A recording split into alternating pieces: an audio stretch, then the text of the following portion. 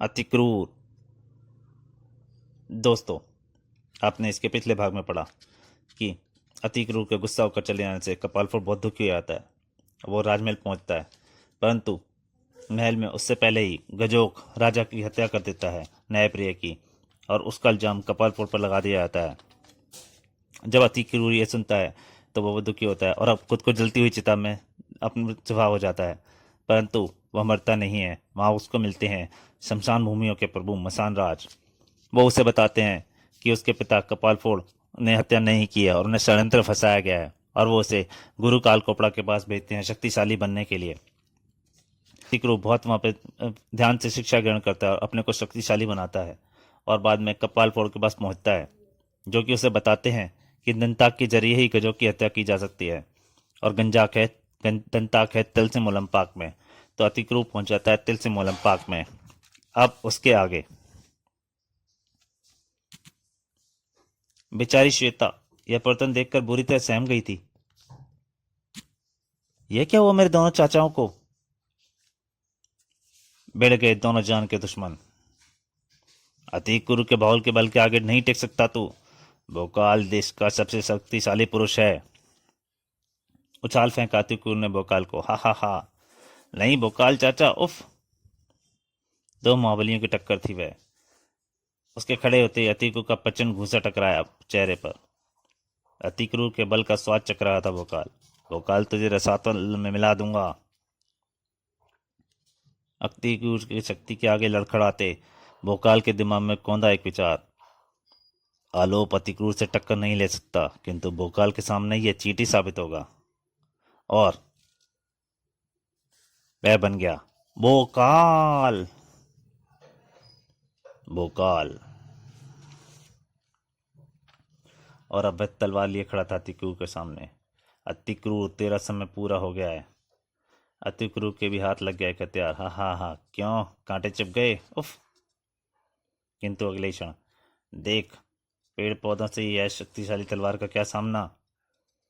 लेकिन यह अतिक्रूर क्या ऐसे हार मार लेगा? उम्फ। जय गुरुदेव काल कोपड़ा। धरती का टुकड़ा उठाए भोकाल क्यों पड़ा। इसके नीचे दबाकर मारूंगा तुझे। परंतु धरती का वह टुकड़ा भी छिनभिन हो गया, और तभी गूंजा भयंकर अट्टहास, जिससे उन दोनों को जाम कर दिया। कौन हंस रहा है? सामने आओ। और प्रकट हुआ गजानन। हा हा हा हा। दंताक की मंत्र शक्ति से बंधे दोनों कैसे एक दूसरे खून के प्यासे हो रहे थे। दंताक से निकली किरणें टकराई भोकाल अतिक्रूर से। अब तुम दोनों एक दूसरे से बहुत लड़ लिए, अब तुम मुझसे लड़ोगे।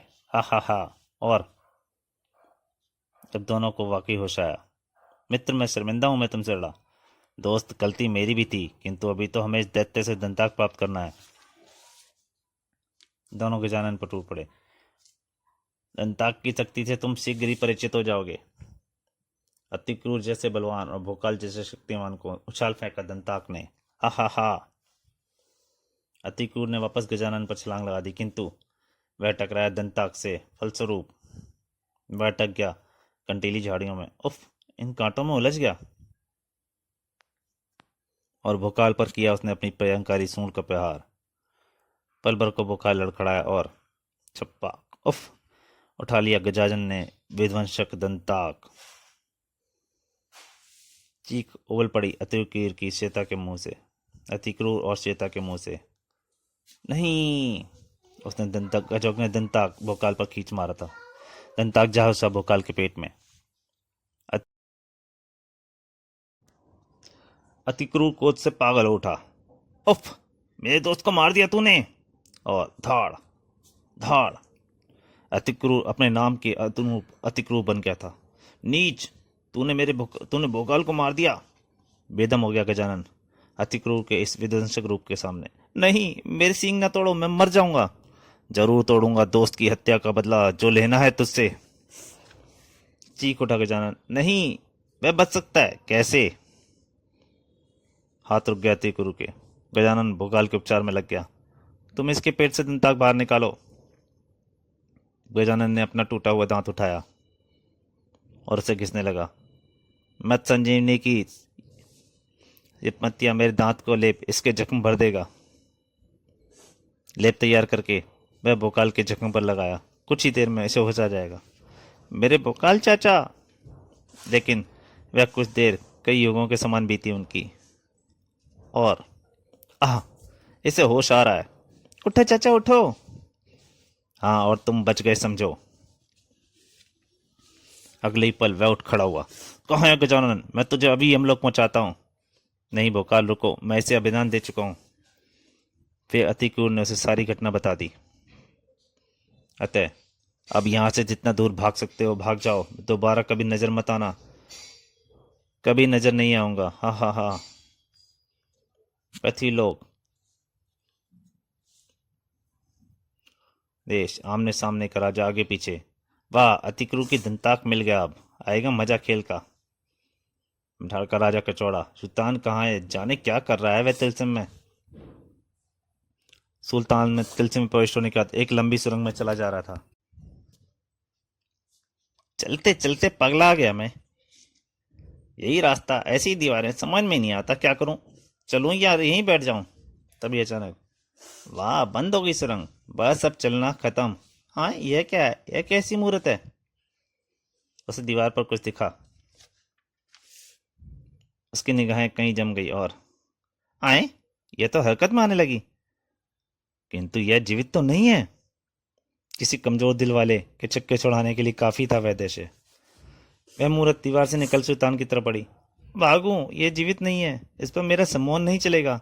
उफ, कहाँ ले मारा मुझे। घंटों उस सुरंग में भागने के बाद भी उफ, यह पीछा नहीं छोड़ेगा शायद।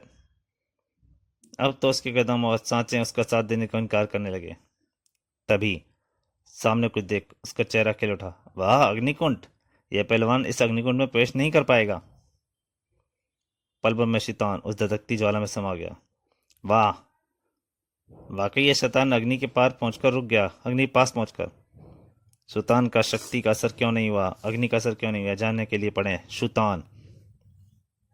किंतु शैतान से तो बच गया, लेकिन यह अब अग्नि कुंड खत्म होने का नाम नहीं ले रहा। उफ, आसमान से गिरा और अग्नि कुंड में अटक गया सुल्तान। पति लोग पर इस खेल का पूरा आनंद लिया जा रहा था। महाराज, चंद्रनगर के राजा चांद का कहना है कि उनके दूरदर्शन दर्पण पर तस्वीर साफ नहीं आ रही है। और तो उन्हें नई तकनीक से बना अनोडा का दूरदर्शन दर्पण दिया जाए, जिसमें इस तरह का अक्षर उभरा हुआ शीशा लगा हुआ है, जिससे तस्वीर भी साफ जाती है और दृश्य भी बड़ा दिखता है। महाराज, अपने नए दूरदर्शन दर्पण बालूकान का क्या मूल्य रखता है, जिससे तस्वीर के अंदर तस्वीर दिखती है? यानी एक साथ दो तस्वीरें। उसका मूल्य 2000 रुपये स्वर्ण मुद्रा में रखा जाए। ज्यो ज्यो खौफनाक खेल रोमांचक बढ़ता जा रहा था, विकास मोहन का खजाना भी बढ़ रहा था और व्यस्तता भी। ओ रानी मोहिनी दिन भर दरबार में गुजर गया। अब हम दूरदर्शन दर्पण पर पूरे दिन के चुने हुए दृश्य देखेंगे। जरूर महाराज। आज अतिक्रूर और भोकाल की गजानन से लड़ाई व सुल्तान को तिलस्म में दिखाया गया। अगले दिन तिलस्म ओलंपाक में। मुझे लगता है श्वेता को बुखार आ गया है। चाचा, हमें खिलौना चाहिए। हमें खिलौने ला दो। सुबह सुबह हम खेलेंगे। बेटा तू रो मत। देख, हम तेरे लिए खिलौना बन जाते हैं। मैं घोड़ा और भोकाल हाथी दोनों बीमार बच्चे को बहलाने में लगे हुए थे। उनकी फरियाद सुनी महाबली फूचांग ने। यह खिलौनों से भरा बोरा भेजता हूँ तिलसिम ओलंपाक में, श्वेता के लिए। नहीं, मुझे असली खिलौने चाहिए। असली खिलौने पहुंच गए। अरे ये क्या है? खिलौना यहाँ कैसे आ गए? वाह, खिलौने, विचित्र खिलौने। श्वेता खुशी से उछलकर खिलौनों की ओर दौड़ी। उसे रोकने दौड़े भोकाल व तिकरूर। नहीं श्वेता, रुको। खिलौने खिलौने, इन खिलौनों को मत पकड़ना। यकायक खिलौनों का आकार बढ़ने लगा और ओह मेरे प्रभु, यह क्या भला है? हम हैं लियो टॉयज। लियो टॉयज। बड़ा भयंकर नृत्य कर रहे थे दैत्याकार खिलौने लियो टॉयज। फिर एकाएक उनकी तरफ भागे लियो टॉयज। श्वेता के भी पीछे पड़े तीनों शैतान। आहा, भोकाल चाचा और अतीक चाचा का तो इन्होंने पकड़ लिया। मैं इनकी पकड़ में नहीं आऊंगी। गड्ढे के पास पहुंचकर श्वेता ने उछाल भरी। वह सुरक्षित दूसरी तरफ पहुंच गई। गड्ढा हो गया पार। लियो टॉयज जा पड़ा सीधा गड्ढे के अंदर और उसके पीछे गया दूसरा भी। वो मारा पापड़ वाले को। किंतु तीसरा लाइटा समझदार निकला। ओह, यह तो मेरी चाल समझ गया। कब तक भागेगी नन्ही बालिका? एक गड्ढे के समीप पहुंचकर रुक गई। वह आजा आजा, कमाल की लड़की है, मुसीबत बुला रही है। किंतु जैसे ही लियोटाइड नजदीक आया, यह मैं निकली, यह हमारी ठोकर। वह लियोटाइड भी जा पड़ा गड्ढे में। उधर अतिक्रु को जकड़े हुए लियोटाइड उसे गड्ढे की तरफ ले आ रहा था। उफ, यह क्या, मुझे इस गड्ढे में गिराना चाह रहा है। बहुत तेजी से लियोटाइड उसे गड्ढे की तरफ ले जा रहा था। अतिक्रूर ने अपनी ताकत को समेटा। बहुत फौलादी है खिलौना, दाना मैं ये, मुझे अपनी पूरी शक्ति का इस्तेमाल करना होगा। और रिली पर अड़ाक छिन भिन हो गया वह फौलादी लियोटाइड, किंतु अतिक्रूर खुद को गड्ढे में गिरने से ना बचा सका। और भोकाल, वह भी आखिरी लियोटाइड से जूझ रहा था। भोकाल की शक्ति के सामने वह लियोटाइड ना टेक सका। टुकड़े टुकड़े हवा में उड़ गए उसके। श्वेता दौड़कर भोकाल से लिपट गई। ओ चाचा, आप शानदार हैं, आजा बेटिया। तब उन्हें ख्याल आया अतिक्रूर का। हाँ, ये अतीक चाचा कहाँ गए? मैंने उसे उस गड्ढे में गिरते देखा था। दौड़कर उस गड्ढे के पास पहुंचे। अतिक्रूर, अतीक चाचा। थक हार कर लगता है अतिक्रूर भी किसी मुसीबत में फंस गया है। यह सब एक एक करके कहाँ गायब हो रहे हैं? तभी श्वेता बोली, चाचा, अब हम दो रह गए हैं, पता नहीं हम में से किसकी बारी है गायब होने की। नहीं बेटा, तुम कहीं गायब नहीं होगी, मेरे साथ ही रहोगी। कह तो यह सही रही है। तो प्रिय पाठकों, आपने भोकाल सीरीज की ये 5वीं कॉमिक अतिक्रूर पढ़ी है। इसकी अगली कॉमिक जल्दी आपके सामने हाजिर होऊंगा। तब तक के लिए नमस्कार।